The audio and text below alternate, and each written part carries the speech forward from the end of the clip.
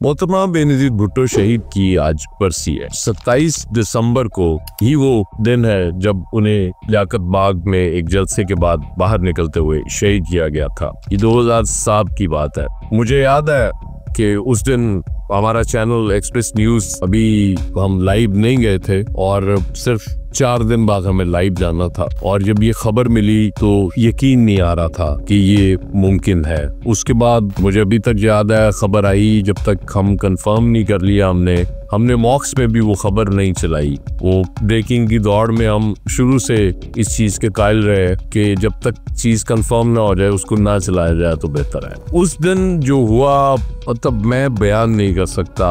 उस वक्त उसके बाद इतना सोगवार माहौल था वो मैंने विटनेस किया।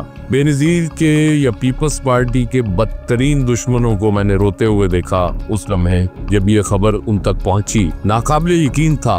बेनज़ीर भुट्टो ज़ाहिर जिला वतनी के बाद वापस आई थी, इलेक्शन कैंपेन चल रही थी और बहुत ज़्यादा चांसेस लग रहे थे कि वो इलेक्शन में जीतेंगी क्योंकि बहुत ज़्यादा लोग उनको सपोर्ट कर रहे थे उस वक्त। उसके बाद हुआ भी यही कि जरदारी साहब ने जब क़यादत संभाली और वो पाकिस्तान खप्पे का नारा लगाया, पूरे मुल्क में हालात जलाओ घेराओ, कहीं फायरिंग हो रही थी, कहीं कुछ हो रहा था। हमारा दफ्तर से निकलना मुश्किल था। बेनज़ीर जब प्राइम मिनिस्टर बनी पहली बार 1988 में, एक औरत की हुक्मरानी के हवाले से उस वक्त फतवे दिए गए थे बेनज़ीर साहबा के हवाले से और उनके राइवल तो ज़ाहिर है सबसे बड़े मियां नवाज शरीफ थे क्योंकि जब वो प्राइम मिनिस्टर थी तो वो पंजाब के चीफ मिनिस्टर थे और उसके बाद वो एक स्टेज ऐसी आ गई हुई थी कि वो ज़ाहिर है उन्हें रिसीव करने भी नहीं जाते थे और बहुत ज़्यादा इख्तलाफात उस वक्त चल रहे थे दोनों में। ऑक्सफोर्ड की पढ़ी हुई एक खातून दानिश्वर प्राइम मिनिस्टर, नो डाउट बहुत कमाल वो खातून थी, इसमें कोई शक नहीं है। नजरियाती इख्तलाफ हो सकता है लोगों को, उनके तर्ज सियासत से इख्तलाफ हो सकता है, लेकिन उनकी शख्सियत से इख्तलाफ नहीं हो सकता। वो वाकई बहुत कमाल की खातून थी और उन्होंने साबित किया प्राइम मिनिस्टर बन के भी। बतौर अपोजिशन लीडर भी उनका कंडक्ट कमाल था।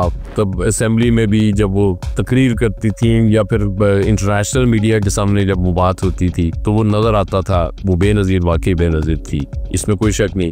मुझे अब्बास अजहर साहब भी याद आ रहे हैं, हमारे शादी प्यारे। वो बहुत चूंकि पीपल्स पार्टी के दीवाने हुआ करते थे, उन्होंने एक नज़्म भी लिखी थी बेनज़ीर के हवाले से जो गालिबन किसी ने गाई भी थी, भुट्टो दी बेटी आई है। वो बहुत मशहूर हुई थी उस वक्त। जुल्फ़िकार अली भुट्टो इटसेल्फ बहुत बड़ा नाम और उनकी बेटी, और मेरे हिसाब से वो पीपल्स पार्टी जो भुट्टो की पीपल्स पार्टी थी वो किसी हद तक अगर कायम रही तो बेनज़ीर साहबा के दौर में कायम रही। उसके बाद तो आज की पीपल्स पार्टी हमें वो पीपल्स पार्टी नहीं लगती जो भुट्टो साहब की या बेनज़ीर की हुआ करती थी। ये बड़ा मुश्किल होता है कौमों के लिए ये मरहले बर्दाश्त करना, लेकिन क्या करे। बेनज़ीर साहबा को थ्रेट्स भी थी, उनको ये कहा भी गया था, जलसे जुलूस से मना भी किया गया था। उससे पहले उन पे कराची में जब वो तशरीफ लाई थी तो उस वक्त भी एक अटैक हो चुका था, उसमें भी बहुत शहादतें हुई थी, साने कारसाज सबको याद है। लेकिन अल्टीमेटली वो उन्होंने इन धमकियों की परवाह नहीं की। उन्होंने कहा कि मैं अवाम के दरमियान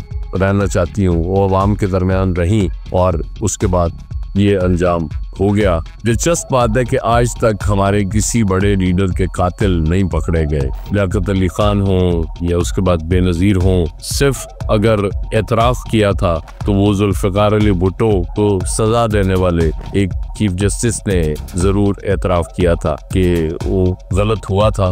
बहरहाल आज हम बेनज़ीर साहबा को याद कर रहे हैं। अल्लाह उन्हें जन्नत नसीब करे और इस मुल्क को मज़ीद किसी ऐसे सानिया से महफूज रखे। आमीन।